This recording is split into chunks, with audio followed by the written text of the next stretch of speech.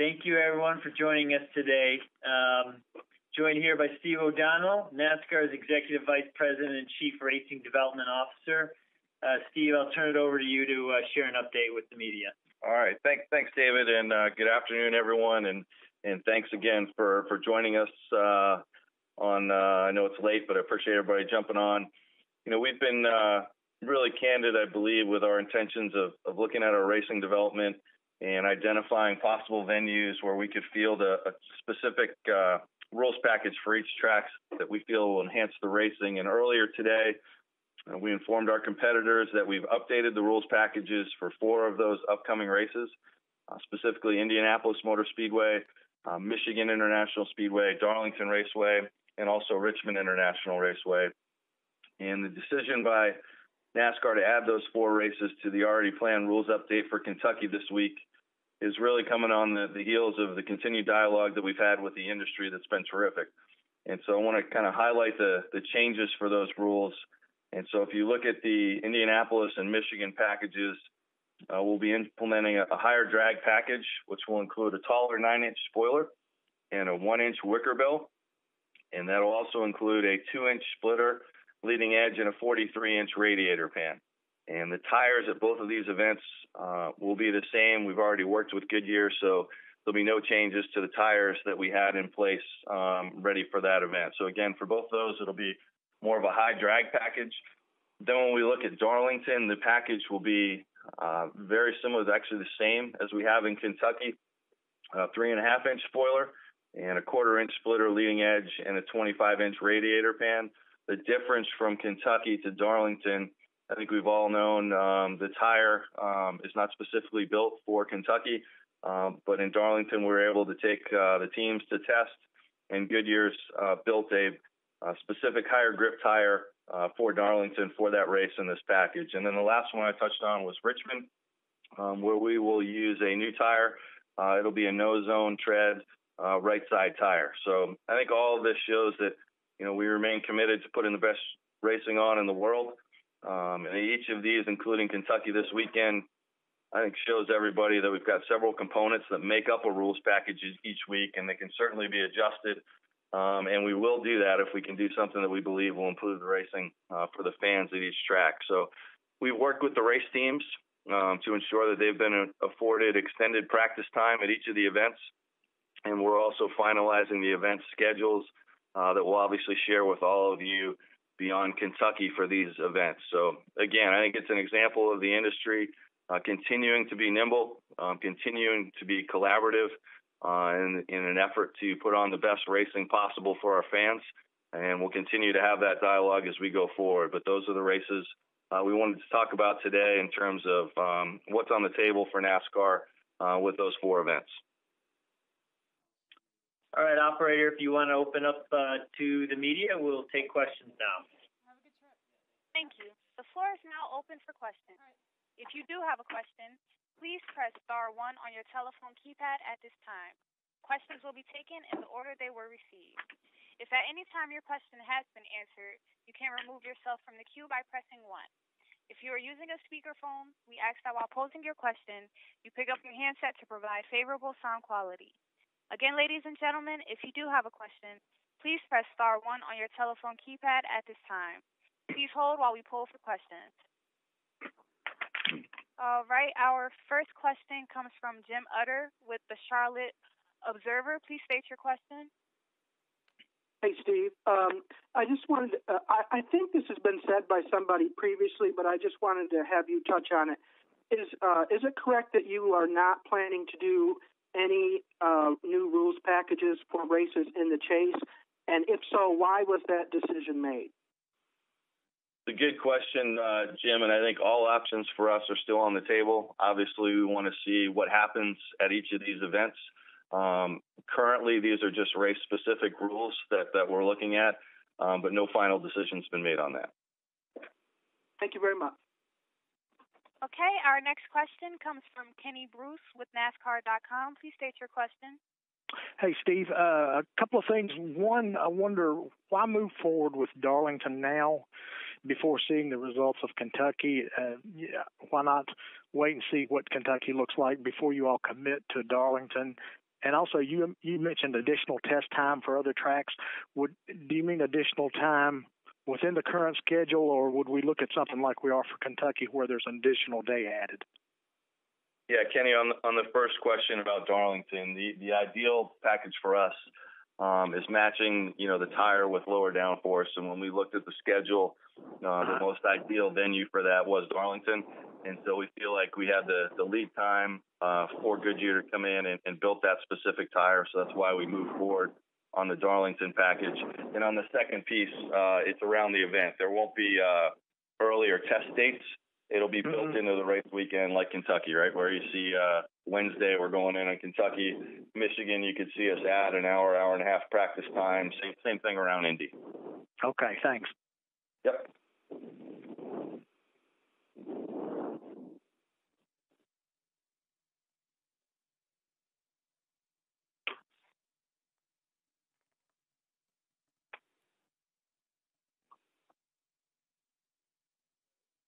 Kurt Cabin from Indianapolis Star. Please state your question.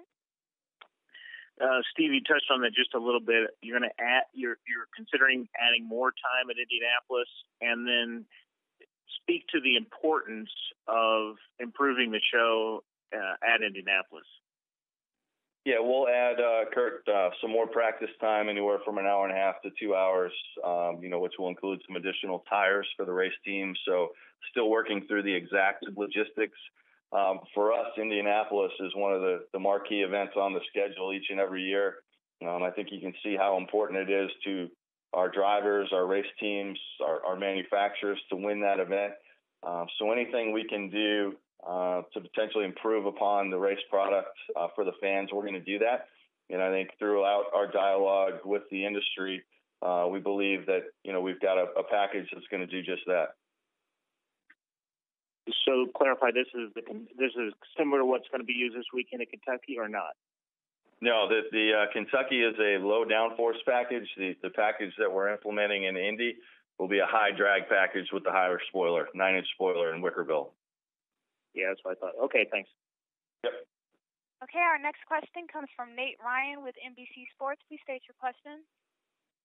Yeah, Steve, if you'll permit a question about this past weekend at Daytona, I'm wondering, do you have a time frame, a ballpark estimate maybe on when you think the track and NASCAR might complete the investigation of into the fence crash and Austin Dillon's car? I don't, Nate. It's fluid. I think anything we can learn that we could implement immediately, we'll do that. But we're gonna take the proper time to evaluate every piece of the car, everything we can learn from the track as well. So, those conversations are taking place between IFC and NASCAR. Obviously, our folks at the R&D Center are pouring through the data from the incident data recorder and looking at what we can learn there. So there'll be some short-term things that we can learn, but I think, longer term, we'll look at how we can continue to look at, some of the track-specific concepts as well. And then quick follow-up, longer term, are you looking at any potential next generation catch fence solutions? Is that on the horizon at all? Yeah, I think, the catch fence, first and foremost is there to obviously, keep the car from going through. And I think it did that. I think the next iteration that we would look at, it may not be a fence, Nate, but what are the new technologies that are out there? I think this is an area for all sports to look at. With anything flying away from either a playing field or a racing surface. If we can lead in that area, we want to do just that. So I wouldn't make it specific to a fence. There could be a lot of new technologies that we could look at collectively with the tracks to make some improvements in that area. Thanks, Steve. Thanks, Nate. All right, our next question comes from Bob Pockris with ESPN.com. Please state your question. Yeah, Steve, following up on that, can you tell us anything that you've kind of figured out from Dillon's car at all? And are there any community recommendations or rule changes to teams this weekend as far as anything that you've learned? No, it's still too early to tell. The car, just got back to the R&D Center yesterday. Obviously that race ended, very late and travel time up to the R&D Center. So, that'll take some time to implement. But as I said, anything that we do find and we believe would be in the best interest of safety, we'll move swiftly to do that. And looking at the rules packages for Kentucky and then going forward to Indy, can you talk to me about kind of what wind tunnel tests you've done on these rule packages and specifically liftoff speeds? When you look at going to Indy, they certainly wouldn't want a repeat of what they saw in the IndyCar race or during the IndyCar weeks in May. Yeah, we've done a number of different simulations, Nate, and can assure you that all of that has been taken into consideration when we look at speeds and how that package plays out. So, that's where we're at on that. I mean, we've looked through all that through our computer simulation. Thank you. All right, our next question comes from Tom Jensen with FoxSports.com. Please state your question. Hi, guys. Hi, Steve. If you decide that you're going to make changes for the chase, and you said all options are open, how much notice are the teams have, and how much turnaround will it require for them, do you think? Yeah, Tom, I think you're hitting exactly on it. If this isn't something that we feel collectively as an industry we can do, we're not going to do that. Let's not forget that the rules package we currently have in place is working on a number of fronts, and we're happy with that. We've seen a number of different winners. So, it would have to be something that we all felt like we had enough lead time, we could implement, and it was the right thing to do across the board for the sport. And if that was the case, we'd go ahead. And I'd say, in that case, it would have to be something that we believe made sense for 2016 for those venues as well. So we wouldn't kind of change something for the chase and then change it again for those venues for 16. So that's kind of the conversations that are ongoing now with the race teams. Thank you. Okay, our next question comes from Lee Spencer with motorsport.com. Please state your question. Thank you. To follow up with the Daytona fencing, just, wondering what the procedure would have been if a crash like that had happened throughout the course of the race as opposed to at the finish where there was ample time to repair the fence. At that point, kind of what would the, replacement mode have been for that? Yeah, I can't speculate, Lee, on exactly, how long that would have taken or what we, but I can tell you that we have fence repair personnel at every race, just as we have safer barrier and foam backup. So, each incident's different. So it's tough to tell without, going down and reenacting and saying, hey, we've got to have this repaired in the next X amount of time. That certainly wasn't the case with this incident. So that's tough to answer. And then on back to the lower downforce package, since you don't have tires for the race this weekend, the tires that you had hoped to have for that package, will Darlington and Richmond kind of be, almost like validations of the lower package with the correct tire? Good question, Lee. I think I might have misspoke a little bit. So the tire is a little bit softer for Kentucky. It's just not kind of that ideal match that we'd like to have with purpose-built tires. So we'll still see, some of the lower corner speeds that we were looking for in Kentucky. But the real true kind of test of that concept or that package for Darlington, I guess, would be the tires that are brought there. Richmond will be our current rules, just with a different tire. Thank you. Yes. All right, our next question comes from Dustin Long with NBC Sports. Please state your question. Thank you. I had a couple questions. Steve, can you talk about how the rules package would help in terms of passing, particularly Indianapolis? That's one of the more challenging places. And my second question is, you've made some changes with the Richmond tire, the changes at Darlington. Those are the last two races before the chase. Was there consideration or discussion about not altering some of that because of what's at stake leading into the chase?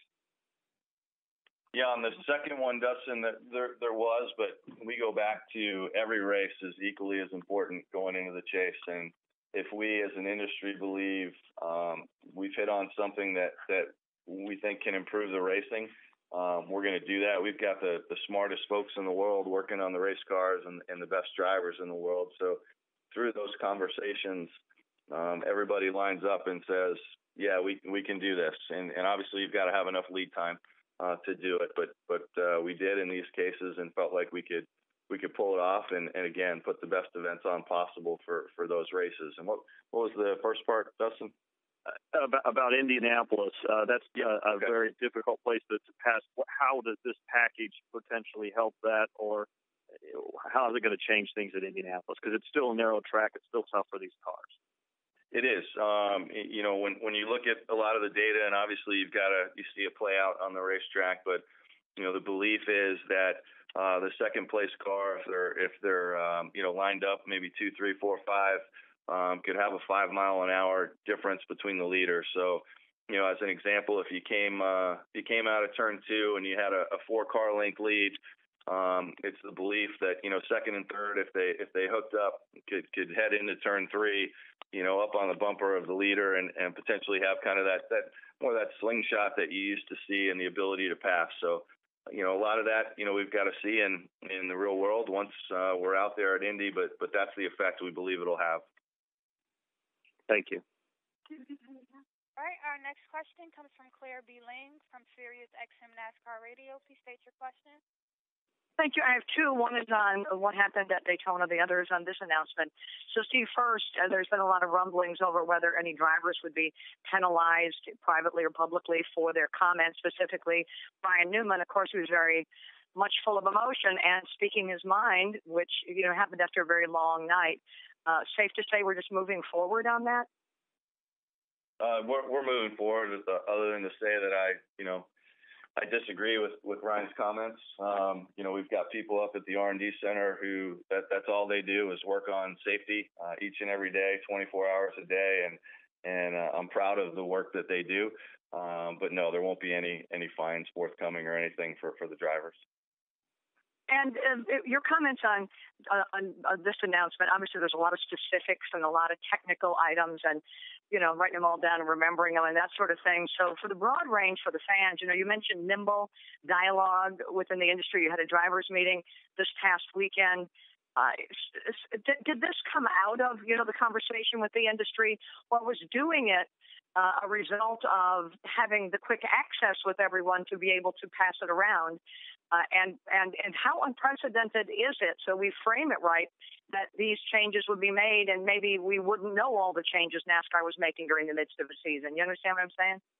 I do. I think it's a great question, Claire. And if you look at where we were as an industry, specifically NASCAR, I think, there's really two schools of thought of low downforce or, high drag. And so you're going to see both of those play out. And the good news for us is that, we can certainly come forth with certain solutions, but as we talk to, the drivers, the competitors, the team engineers, the race team owners, the race tracks, all of those have a voice in this. And when we talk about, their views on maybe a lower downforce package, we can work together on what that means. Same thing with a higher drag package and really get to the best solutions where we feel like for each individual race, we'll be putting on the best race possible in a collaborative effort. So that's where we are today, which is, I think, unprecedented in the amount of collaboration we have as an industry. There's still certainly some challenges. Not everyone's going to agree on what makes the best racing, and that's okay. It's also a sport, and everyone's out there trying to gain an advantage, and we understand that. But ultimately, it's our job to look at what we believe is in the best interest of the fans. And so the great news for our fans is that the industry all agrees on that, is in working together to put the best race possible on. Thank you. Okay, I will take a new question. This one comes from Brant James with USA Today. Please state your question. Hi, Steve. How are you? I'm good, thanks. Knowing it's early in the investigation, is there any thought that any sort of rules changes can be made, should be made before the series gets to Talladega? Do you think that is necessary? I think we will have ongoing dialogue with the industry. That's already started, Brant. Really started at 5 in the morning post-race, and we'll continue that. So anything that we can do to continue to make the racing as safe as possible and have the fans in as safe as an environment as possible, we will do that heading into Talladega. Okay, thank you. All right, our next question comes from Jonathan Lintner from the Courier-Journal. Please state your question. Hey, Steve. I'm based out of Louisville, Kentucky, and there's some weather in the area now, and it might be tomorrow. I'm just wondering, with the new package being tested tomorrow, what you guys do in case rain does wipe out some of that time. Yeah, good question, and that's unfortunate to hear. But we do have a backup plan if we did lose. First of all, we can move things up tomorrow. But if we did lose all of tomorrow, we can extend practice on Thursday. And we had a call today with the race teams to discuss just that and work through logistics. So our backup plan would be Thursday, and we continue to go into Friday if we had to. The track itself there, and I guess the reputation it has for all the bumps. I mean, as a series, what is your all's take on that? I mean, would you ever encourage them to repave it?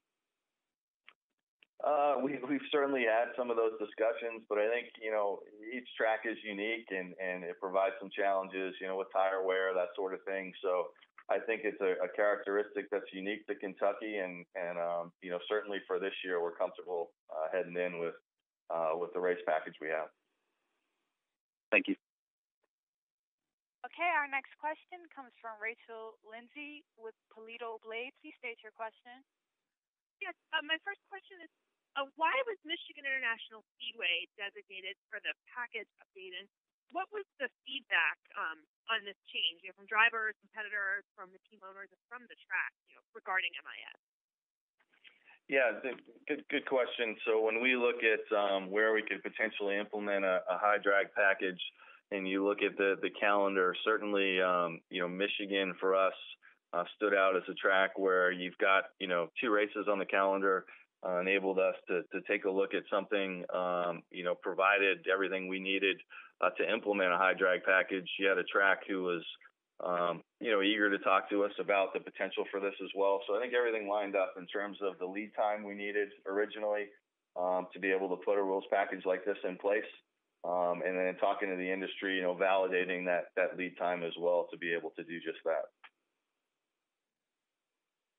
Thank you. All right, our next question comes from Jordan Biati with SB Nation. Please state your question.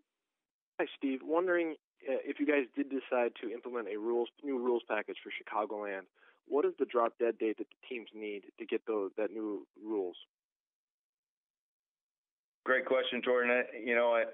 I think part of it is, what if any testing has been done there? What's in place from the race teams?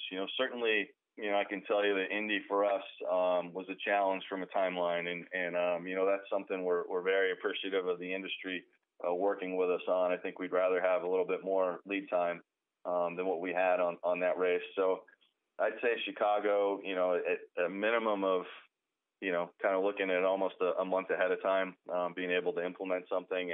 And those conversations are taking place now with the industry. And, as I said, I believe to Jim, our position today is that these are the race packages and this is kind of where we're at for 15. But as those conversations take place over the next couple of weeks, that could change. Thank you. Okay, and our final question is going to come from Kenny Bruce with NASCAR.com. Please state your question. Hey, Steve, one other thing. I don't know if you mentioned this earlier when Kurt was asking his question about Indy, but I know you guys have probably run models on the high drag package, but do you guys have any idea of how that's going to impact speed? I think Gordon holds a qualifying record at Michigan at like 2:06. How much of a drop off will we see with a change like that?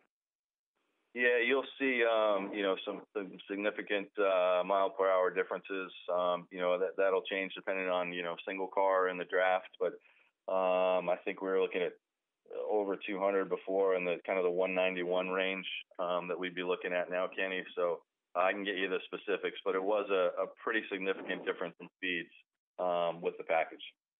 Okay, thanks. Okay, well, thank you. Thank everyone for joining us today's teleconference. Don't forget to watch and join us at the Quaker State 400 from Kentucky Speedway on Saturday. It'll be 7:30 p.m. Eastern Time on NBC Sports Network.